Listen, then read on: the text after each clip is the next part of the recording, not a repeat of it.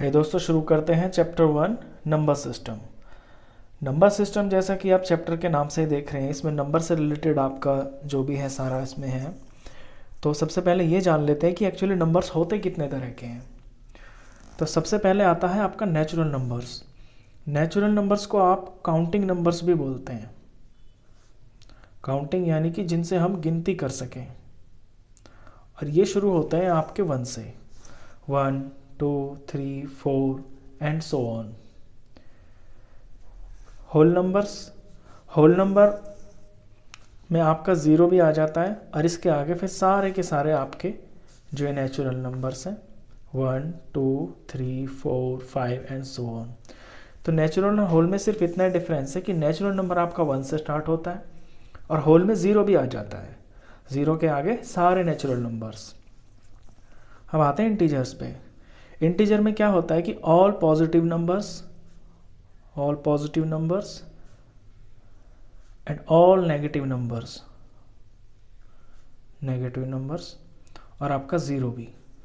आपने देखा होगा नंबर लाइन पे यहाँ 0 होता है, और राइट साइड में आपके प्लस के नंबर होते हैं 1 2 3 4 सो ऑन। इधर -1 -2 -3 -4 इस तरह के होते हैं। तो ये आपके इंटीजर्स होते हैं, प्लस के माइनस के 0। रैशनल नंबर वो नंबर होते हैं जिन्हें आप p/q की फॉर्म में लिख पाएँ, यानी कि फ्रैक्शन फॉर्म में लिख पाएँ। और इसके अंदर आपका जो q है वो 0 नहीं होना चाहिए, क्योंकि अगर आपका q 0 हो जाता है, फॉर एग्जांपल 2/0 हो गया, तो ये नॉट डिफाइंड होता है। ऊपर 0 हो सकता है, 0 आंसर आ जाएगा, 0/2 0 आंसर आ जाएगा। लेकिन अगर डिनोमिनेटर में 0 होता है तो वो कोई नंबर होता ही नहीं है, वो नॉट डिफाइंड हो जाता है। अब रैशनल नंबर भी 2 तरह के होते हैं। रैशनल नंबर में क्या होता है, एक तो होता है आपका टर्मिनेटिंग में जैसे कोई आपने सम किया, मान लीजिए ये डिवाइड किया आपने, यहाँ पे कुछ नंबर लिखा, यहाँ पे कुछ लिखा, मान लीजिए ये 5 लिख दिया मैंने, और इसको मैं 2 से डिवाइड करता हूँ, तो 2 2 ज़ार 4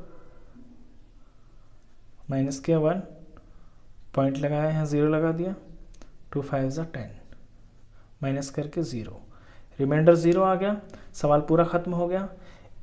अब ख़त्म होने को ही बोलते हैं टर्मिनेटिंग, यानी कि आपका सम पूरा आ जाए, रिमाइंडर 0 आ जाए तो आपका टर्मिनेटिंग होता है। इसमें एक दूसरी चीज़ होती है, जैसे कि 10 को 3 से डिवाइड किया, 3 3 ज़ार 9 1, पॉइंट लगा के 0, फिर 3 ज़ार 9 माइनस किया तो 1 आ गया। अब पॉइंट लगा रखा है ऑलरेडी, तो आप हर स्टेप में एक 0 लगा सकते हैं। तो 3 ज़ार 9, फिर 1, फिर 3 ज़ार। तो ये ना कभी ख़त्म ही नहीं होगा, ये जो डिवाइड है ये आपकी कभी भी ख़त्म नहीं होगी। और ये इस तरह से लिखा जाएगा, 3.3 के ऊपर फिर बार लग जाएगा, यानी कि पॉइंट के बाद 3 बार का मतलब है कि अब आगे 3 ही आता रहेगा और सवाल कभी आपका ख़त्म नहीं होगा। तो इस तरह के नंबर को बोलते हैं नॉन टर्मिनेटिंग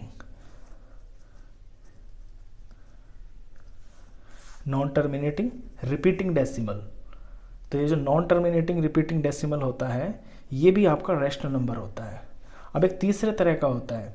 तीसरे तरह के में क्या होता है आपका, कि या मान लीजिए आपने यहाँ किसी नंबर को किसी नंबर से डिवाइड किया, यहाँ पे आपका 3 आ गया, पॉइंट आ गया, फिर 3 आ गया, फिर 4 आ गया, फिर 7 आ गया, फिर 8 आ गया, फिर 1 आ गया, फिर कुछ भी इस तरह से उल्टा सीधा कुछ भी आए जा रहा है, और ना तो वो सवाल ख़त्म हो रहा है और ना जो आगे के नंबर है एक प्रॉपर तरीके से रिपीट हो रहे हैं, या तो रिपीट हो रहा है। तो इस तरह के जो नंबर होते हैं ना, वो आपके इर्रेशनल नंबर होते हैं। तो ये तो बेसिक नंबर्स का जो है इंट्रोडक्शन था। आइए आपकी एक्सरसाइज 1.1 से पहला क्वेश्चन करते हैं।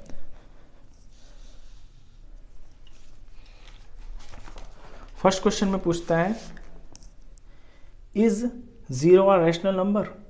क्या 0 कोई रैशनल नंबर है? Can you right it in the form p/q? क्या आप इसे p/q की फॉर्म में लिख सकते हैं 0 को? Where p and q are integers, जहाँ p और q आपके इंटीजर्स होने चाहिए, and q is not equal to 0, q आपका 0 नहीं होना चाहिए। तो ये तो मैंने अभी आपको बताया है कि 0/2 आप लिख सकते हैं, 2/0 आप नहीं लिख सकते, यानी कि नीचे जो q होता है उसमें आप 0 नहीं लिख सकते। तो सबसे पहले तो जो इसका आंसर होगा वो ये है कि yes, zero is a rational number.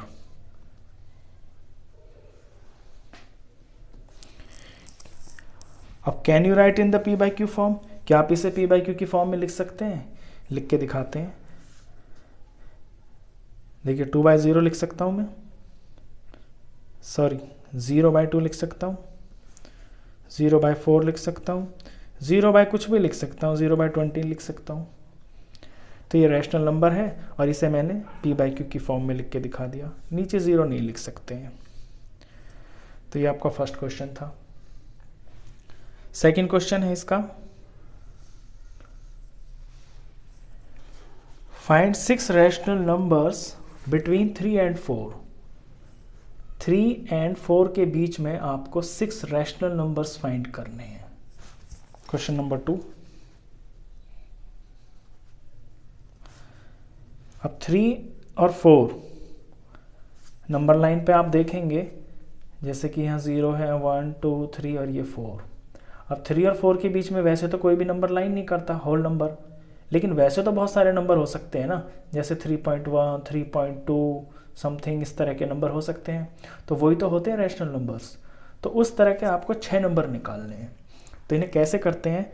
सबसे पहले आप, क्योंकि इनके नीचे कुछ भी नहीं है तो आप 1 मान लेंगे, 4 के नीचे कुछ नहीं है तो आप 1 मान लेंगे। अब इसके डिनोमिनेटर को बड़ा करना है। बड़ा करने का मतलब है 3 और 4 को हम एक्सपेंड कर देंगे, एनलार्ज कर देंगे, जैसे रबड़ को खींच के एनलार्ज कर देते हैं ना, उसी तरह से मैं इसके डिनोमिनेटर और न्यूमिनेटर को दोनों को 10 टाइम्स कर देता हूँ। नीचे मैंने 10 टाइम्स किया है तो ऊपर भी 10 ही करना पड़ेगा। इससे क्या होगा, नीचे तो हो गया 10 और ऊपर हो गया आपका 30। ऐसे ही यहाँ भी मुझे इसके डिनोमिनेटर को भी 10 ही बनाना है। तो 1 से 10 किया तो 10 हो जाएगा, और क्योंकि नीचे 10 किया है तो ऊपर भी 10 से ही करना पड़ेगा। तो ये आपका 40 हो गया। तो हो गया ना ये एनलार्ज। पहले 3 और 4 था, अब आपका ये 30 और 40 हो गया। नीचे 10 और 10 रहेगा। अब 30 और 40 के बीच में आपको कोई भी 6 नंबर लिख देना है, वो तो आपका आंसर हो जाएगा। जैसे कि 31/10, इस डिनोमिनेटर को भी आपको ज़रूर लिखना है, क्योंकि तभी तो कंप्लीट पूरा नंबर बनेगा।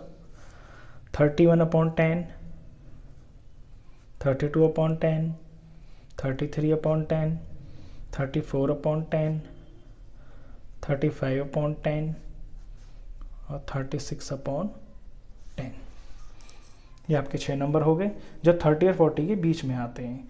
याद ये रखना है, ध्यान देने की जो बात है, आपको 30s के अंदर इंक्लूड नहीं करना है, 40 भी नहीं करना है, क्योंकि जो बीच वाले हैं ना, एग्जैक्टली वही नंबर लिखने हैं। चलिए, इसी तरह का आपका क्वेश्चन 3 है।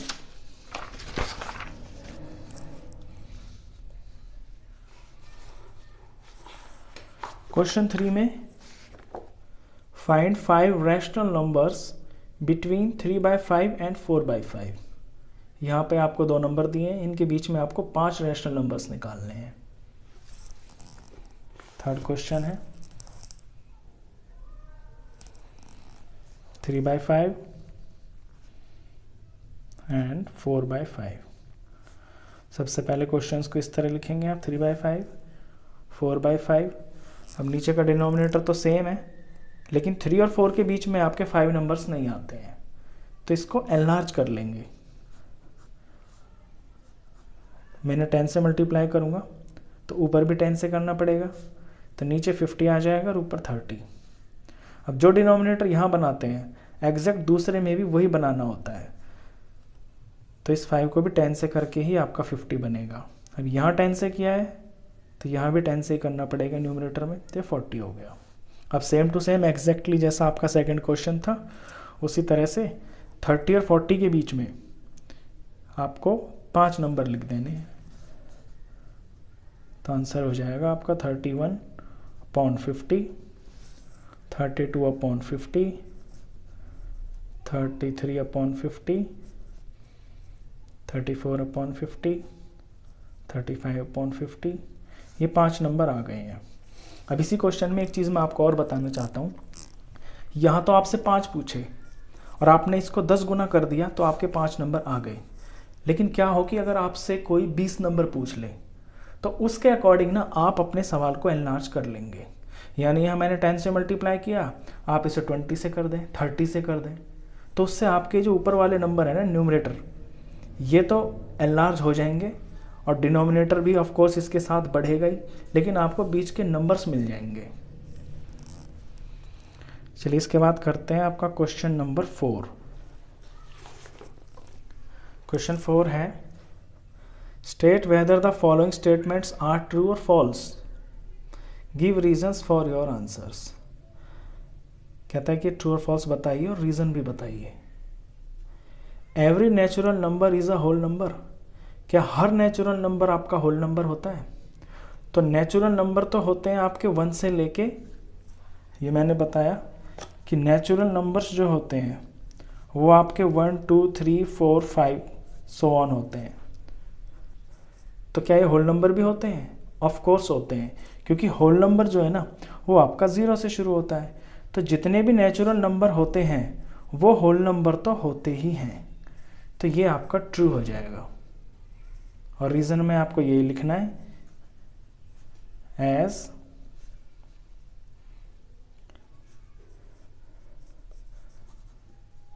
whole numbers comprise of all natural numbers। comprise मतलब उसके अंदर आते हैं, होल नंबर के अंदर आपके सारे नेचुरल नंबर भी आते हैं। तो फर्स्ट पॉइंट का जो है ये आपका है true.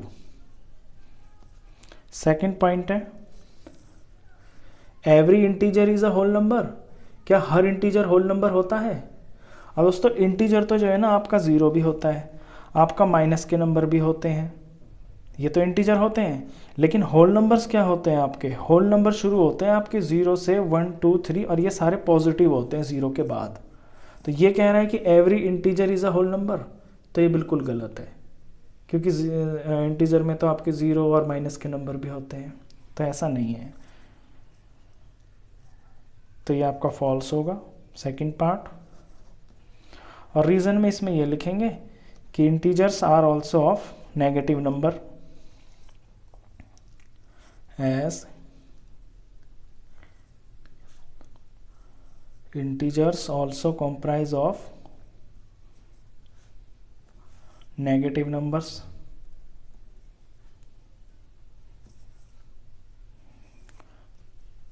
Third part every rational number is a whole number, क्या हर रैशनल नंबर होल नंबर होता है? अब रैशनल नंबर मैंने अभी आपको बताया जो पी बाई क्यू की फॉर्म के होते हैं, लेकिन होल नंबर जो है आपका एग्जैक्टली पूरा नंबर होता है। रैशनल नंबर आपका ये हो सकता है 3/5 पी बाई क्यू की फॉर्म का, लेकिन ये होल नंबर तो नहीं है ना। 2/1 2/5 5/1। अब इनमें 2/1 तो आपका होल नंबर है, क्योंकि 2/1 का मतलब 2 ही होता है, लेकिन 2/5 ये आपका होल नंबर नहीं है, लेकिन ये रैशनल नंबर है। तो every rational number is a whole number, ये फॉल्स हो जाएगा। तो थर्ड पार्ट में आपका जो आंसर है वो फॉल्स होगा।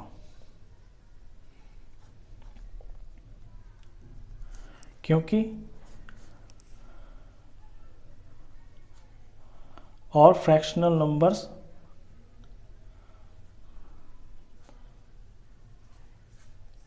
are rational numbers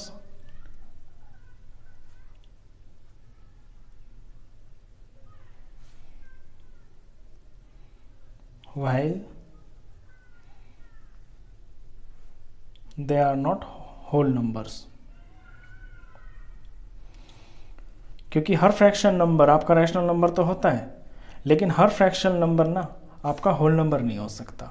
whole number आपके 0 और उसके आगे 1 2 3 4 5 ये सारे नंबर होते हैं। दोस्तों ये आपका एक्सरसाइज 1.1 थी, इसके 4 क्वेश्चंस थे और इसका इंट्रोडक्शन था। आई होप आपको ये समझ में आया होगा अच्छे से। वीडियो अच्छा लगा हो तो प्लीज़ इसे लाइक कर देना, और 9th क्लास का कंप्लीट मैथ्स पढ़ने के लिए आप इस चैनल को भी सब्सक्राइब कर देना। Thank you.